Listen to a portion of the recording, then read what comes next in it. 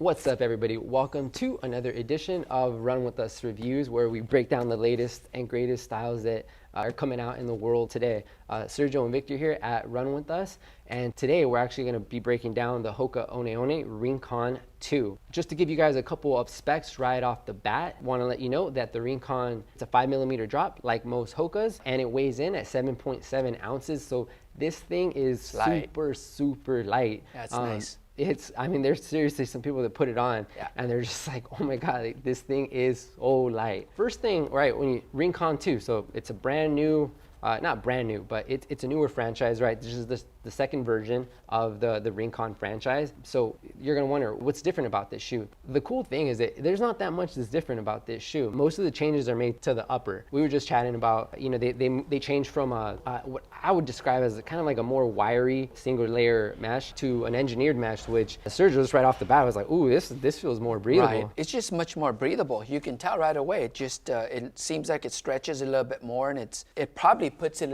in a little bit lighter upper because of that material. It feels good, especially for our SoCal weather where the days are getting hotter and hotter. Something that everyone's always trying to wonder is, how does one shoe compare to another, right? So HOKA just dropped the Clifton Edge, so there's like a lot of chat between the Clifton Edge and the Clifton 7 and what's the difference. But we actually think that the Rincon 2 has way more similarities and way more comparable much closer to the Clifton 7. That's right. It's kind of like a different level down, meaning a lighter shoe and a quicker shoe. It's kind of like the Clifton 7, and then they just modified it so you can go a little bit quicker, and then they dropped the price. So it's kind of like the smaller brother or smaller sister of the Clifton. That's why it does really well in the market. That's why we like it. It's just it's made much better than any other shoe, or a shoe that's closer to the Clifton. First two words that come out when I think of this shoe is light and smooth. Right. It is uber light, super light, smooth. I mean, honestly, they should have named this the Clifton Racer or Clifton Light, or maybe even Clifton Edge. But yeah, it's way more comparable to the Clifton than the Clifton Edge, which we'll talk about in another video. Like with all HOKAs, we got a nice wide base to give you that inherent stability. And one thing that people think about, even with this shoe, you think you're high off the ground, right? But you're not, really. Right. You're definitely not up high. Again, it just looks like it because of how it's designed. And the bottom half of the shoe, you're actually sitting inside the shoe, so that's what gives you that little bit of that spring. And again, you get that nice balance when you hit that ground. If you're a heel striker, you're going to hit that back end and you're going to feel really nice and stable. And then when you toe off, if you're more sitting, when you're running a little bit more up top, the front end of the shoe is just wide enough where you can just spring off and push forward. And while you're talking about the outsole, it is important to note that this shoe, in order to make it so light, HOKA needed to shave off weight somewhere, right? So where do you do that? A lot of that is in the outsole. It's got rubber in all the right places, but it is super exposed. And I can tell you guys, just after 4 runs in mine, like, the outsole did look pretty beat up.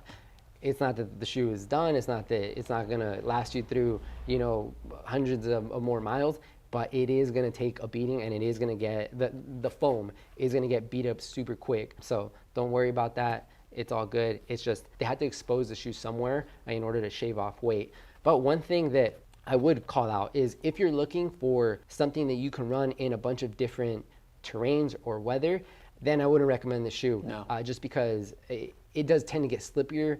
It doesn't have the rubber and the grip that another shoe, like let's say the Brooks Ghost or something like that, would have. So it's just kind of a give and take, but it's not the grippiest of the shoes. And this is a lightweight trainer, right? So you're not gonna get as many miles as you would, let's say, a Clifton 7 or a Clifton Edge, which are more of your workhorse type of a shoe that you're gonna be able to put, you know, a ton of miles daily.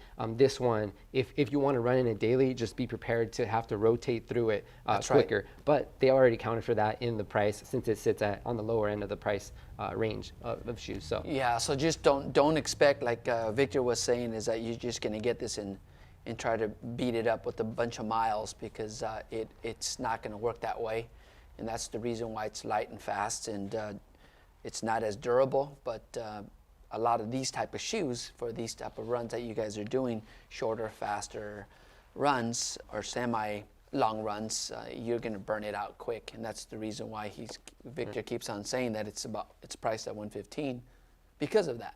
Yeah, I look at it as a workout day shoe, or just a day where I don't want to feel like there's anything on my feet. Yeah. And then also for, race day. I know we live in a world that has a ton of carbon plated shoes out on the market now, which are awesome and they feel great. Yeah. But I still say to this day, my smoothest and best marathon was with the Rincon. That's right. And I've run in some carbon plated shoes now. It was just really smooth. And sometimes when you get to mile 20, or you get deep into a run, you don't need fast, you need comfort and smooth. Yeah. And that's where this shoe really delivered. Also, there is a ton of different styles of shoes and types of shoes. So I still wouldn't put this one as a super responsive shoe. It's light and smooth, but if you're looking for something kind of more aggressive and responsive, that's where the Carbon X, that's right. or something like that, yeah. Really plays a role. And people notice, right? As soon as you haven't put it on, they're just like, whoa, it is a different feel. So yeah. light and smooth. Whole different category. But, not super like springy and aggressive, which I'm totally cool with because it's nice and comfortable. Mm-hmm. That about wraps up our review of the HOKA One One Rincon 2. And if you have any questions or comments, make sure to shoot them our way. Ask us anywhere on social media. And until next time, Sergio and Victor, thanks for joining us. Bye, guys. Bye.